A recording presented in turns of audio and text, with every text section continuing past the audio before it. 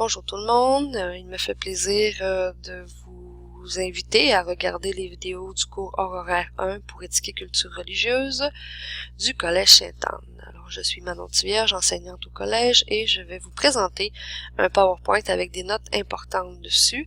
Vous pouvez télécharger le PowerPoint, mais je vous suggère de prendre des notes aussi, ou du moins de noter les exemples qui viendront avec les notions qui vous seront montées ici.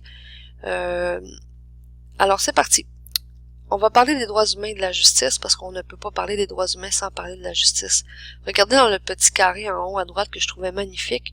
On parle de déclaration, de développement, d'enseignement, de nation, de protection, de liberté. Tout ça, ce sont des mots qu'on retrouve lorsqu'on parle de droits humains et de justice. En haut à gauche, j'ai mis un logo, le logo de Amnesty International, qui est une association qui travaille pour les droits humains et qui tente de faire libérer les prisonniers politiques. Donc ceux qui ont parlé pour la justice mais qui se sont fait emprisonner par la suite. Amnesty International, vous pourrez en avoir besoin dans vos recherches cette année, dans vos recherches l'année prochaine ou même au cégep ou à l'université. Je vous suggère d'aller chercher des dossiers. Si, exemple, vous voulez parler de la guerre qu'il y a eu entre les Tutsis et les Hutus, vous allez avoir accès là-dedans. Si vous voulez toucher aux enfants albinos en Afrique présentement qui se font massacrer parce qu'ils sont albinos, tu peux avoir plein d'informations sur des thèmes comme l'éducation des enfants, les situations dans le monde où les hommes et les femmes se sont fait emprisonner parce qu'ils ont tenté de parler de leur liberté. Donc, c'est à retenir. Et vous voyez autour de la chandelle, là, il y a comme un barbelé, mais ça représente les prisonniers politiques et la chandelle représente la lumière pour pouvoir éclairer la liberté. Le discours qui est en bas, c'est pas le discours, le logo qui est en bas, le logo bleu, c'est le logo de l'Organisation des Nations Unies, donc l'ONU. Et vous voyez les continents qui sont concernés, donc il y a plusieurs pays qui font partie de ça. Et l'ONU travaille beaucoup pour faire respecter partout à travers le monde la Charte des droits de l'homme qu'ils ont créée à la suite de la Deuxième Guerre mondiale. Un peu d'histoire. En 1919, après la Première Guerre, les pays se sont rassemblés et ils voulaient ensemble travailler sur les points qui sont écrits ici, donc sur le désarmement, la prévention des guerres versus les sécurités collectives, résoudre des conflits et surtout améliorer la qualité de vie pour tous les humains qui sont sur la Terre. Si vous voyez la date de fin, c'est 1946. Ça veut donc dire que la Société des Nations, c'est l'ancêtre de l'ONU, parce que l'ONU a été créée en 1945 à la suite de la Deuxième Guerre mondiale, lorsqu'il y a eu la libération des Juifs qui étaient dans les camps de concentration. Donc 1945, la création, donc le temps de fermer la Société des Nations et l'ONU a embarqué par la suite. Pourquoi ça n'a pas fonctionné? Ben parce que pendant toutes les années où ils ont été actifs, ils n'ont jamais été capables d'empêcher et d'enrayer la guerre espagnole. Ce qui fait qu'il y avait beaucoup de difficultés de faire respecter ces choses et ça n'a pas fonctionné, mais ça a été surtout la montée du nazisme avec tout ce qui s'est passé, dont l'extermination de 6 millions de juifs et 45 millions de personnes qui sont décédées dans cette guerre-là. Ça a été un échec total en voyant ce qui s'était passé là, en se disant on peut pas continuer de cette façon-là. Donc, est arrivée l'ONU. L'ONU, c'est l'Organisation des Nations Unies et son objectif, c'est de faire la paix entre toutes les nations de ce monde. Donc, ça date de création en 1945 jusqu'à aujourd'hui. Son but, c'est des résolutions de conflits pacifiquement. Et cet endroit-là, il se situe à New York. En fait, la grande bâtisse de l'ONU, c'est à New York. Si vous allez à New York en voyage avec vos parents ou comme ça, moi, je vous suggère fortement d'aller faire un tour parce qu'il y a des superbes photos. Il y a plein de choses qui nous montrent où est-ce qu'ils ont été partout sur la planète pour pouvoir aider des gens qui vivaient des situations difficiles en temps de guerre surtout. Les 4 objectifs de l'ONU, c'est maintenir la paix et la sécurité. Donc, si tu entends parler des casques bleus, alors c'est les armées qui se reconnaissent casques bleus pour aller défendre sur le terrain les gens qui sont en situation de conflit. On se bat pas, mais on protège le peuple qui est là-dedans. Donc, quand il y a une guerre qui se déclare entre deux peuples, l'ONU vont vont envoyer une armée qui est casque bleu. Les Canadiens, on était des casques bleus avant. Comme en Bosnie, je me rappelle la guerre de Bosnie, c'est nos soldats canadiens qui sont allés faire une mission de l'ONU pour respecter le peuple qui est là-bas.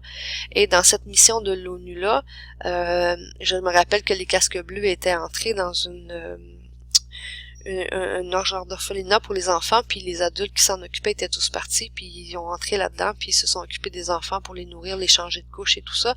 Et ça avait été des belles images. On a été très longtemps, les Canadiens, l'armée de l'ONU, un peu partout sur la planète. Donc, ces 4 objectifs: maintenir la paix et la sécurité, de développer des relations amicales entre les nations. Si vous connaissez un petit peu le conflit israélo-palestinien, on entend souvent parler. Cette année, je vais prendre le temps de vous l'expliquer un peu plus, mais souvent ils vont faire asseoir les musulmans qui vivent là-bas, qui vivent dans la bande de Gaza ou en Cisjordanie, et les juifs aussi qui sont là-bas. On essaie de maintenir un bon discours entre les deux, en les forçant parfois à prendre des ententes pour que ça s'arrête, cette guerre-là, qui dure depuis très longtemps. Ils veulent aussi faire de la coopération internationale, où est-ce que les gens encouragent le respect des droits de l'homme, parce que c'est important d'envoyer des gens qui sont pour continuer le développement. Et aussi, ça se veut être un centre où vont s'harmoniser les efforts des nations dans des objectifs communs. Quand on entre dans la salle de l'ONU, c'est comme une grande salle et on voit tous les sièges qui sont attitrés à tous les pays qui font partie de l'ONU, et les gens vont siéger là avec des petits écouteurs, puis il va y avoir des traducteurs pour traduire qu'est-ce qui se passe devant. Donc c'est assez intéressant à aller visiter. Moi, je vous suggère fortement d'aller voir l'ONU une bonne journée. Qu'est-ce que la Déclaration universelle des droits de l'homme? C'est une déclaration qui a été faite, ça a été la première affirmation mondiale qu'on a demandé partout aux gens qui faisaient partie de l'ONU de reconnaître la Charte des droits de l'homme que l'ONU a décrétée. Ce qui fait que cette loi-là, c'est là-dessus qu'on se base pour faire le système de justice.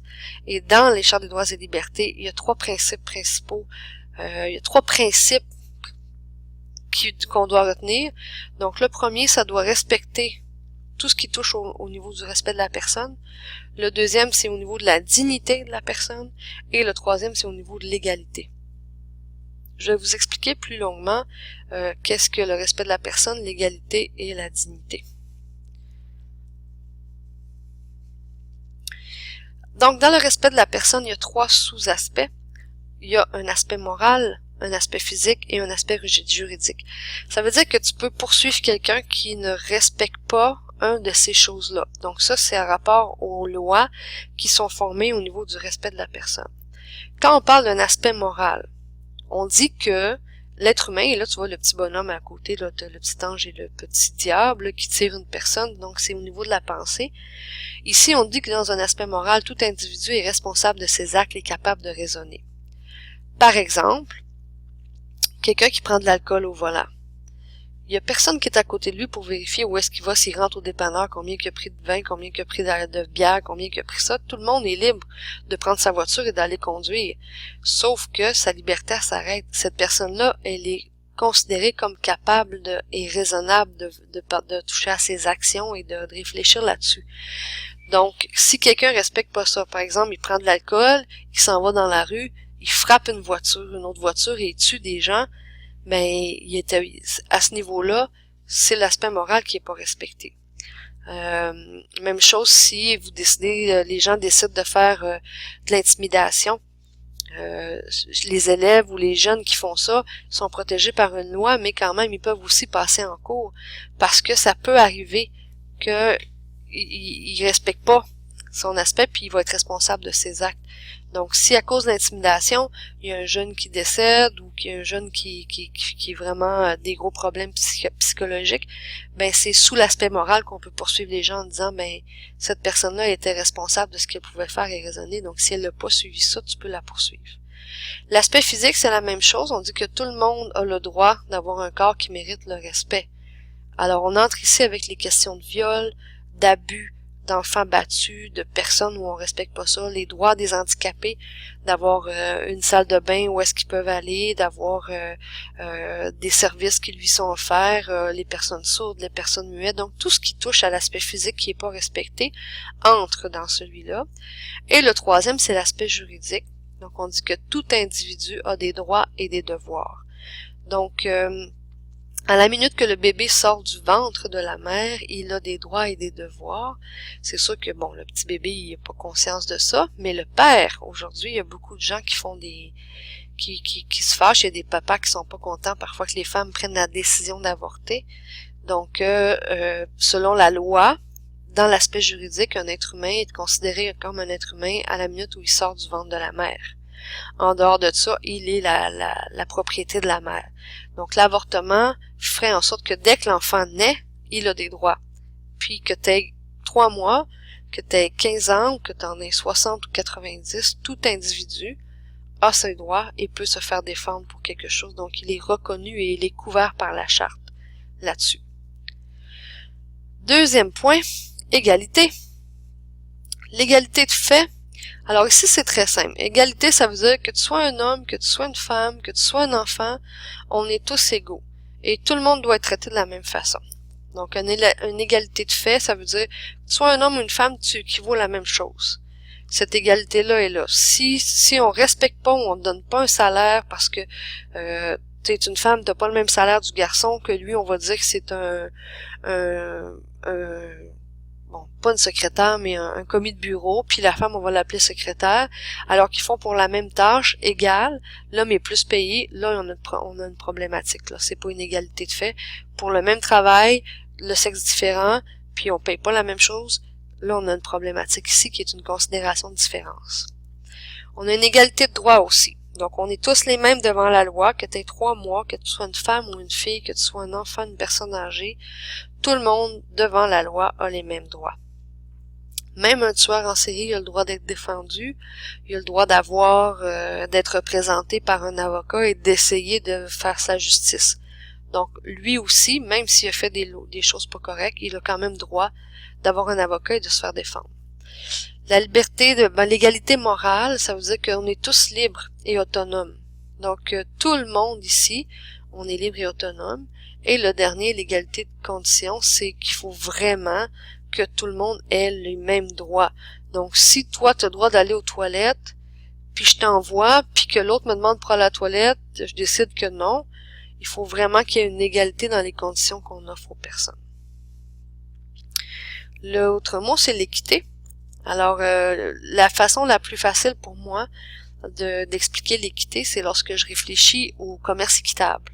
Ça veut dire que le petit monsieur qui monte dans son arbre pour aller chercher des bananes, puis une fois qu'il est descendu, qu'il reçoit sa paye la semaine, puis admettons qu'on le paye, lui, 5 cents du pied de banane qui descend, là. Mais toi ici, quand tu l'achètes peut-être à 75 cents la livre, ou le kilo en fait.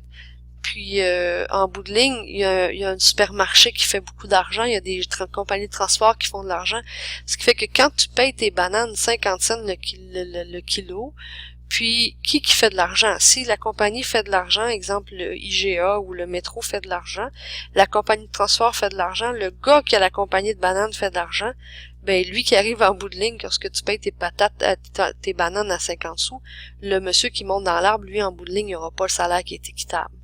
C'est certain.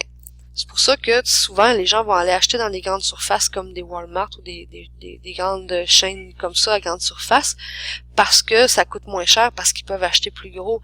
Mais ces gens-là, ils achètent de d'autres pays où on exploite. C'est pour ça qu'on réussit à faire des grands profits. On paye pas en bout de ligne. On paye pas les gens pour le bon travail qu'ils font. Puis on fait de l'argent là-dessus. Plus on va acheter au niveau équitable de choses, plus sur la terre, ça va être équitable entre les personnes. Donc, il faut toujours prendre en considération les situations qui sont particulières et qui doivent s'appliquer. Moi, si j'ai un commerce puis je veux faire travailler un élève, puis je lui dis qu'il a 15 ou 16 ans, puis je lui dis, ben écoute, si tu veux garder ta job, faut que tu travailles 25 heures, sans tenir compte qu'il a des études, qu'il a des choses à faire, ben à quelque part, c'est pas équitable, parce que je vais l'obliger, sinon il perd sa job. C'est pas un principe qui est correct, puis c'est pas très bien respecté. Donc, quand c'est de l'équité aussi, c'est qu'il faut manifester une sensibilité aux inégalités. Donc, il faut aussi essayer de comprendre que peut-être que si la personne ne parle pas une telle langue, puis tu décides de l'engager, ben tu le mettras pas à porte la semaine d'après parce que tu étais au courant. Donc, il faut que tu essaies de lui trouver une situation correcte pour qu'elle puisse avoir équitablement le salaire qui lui revient.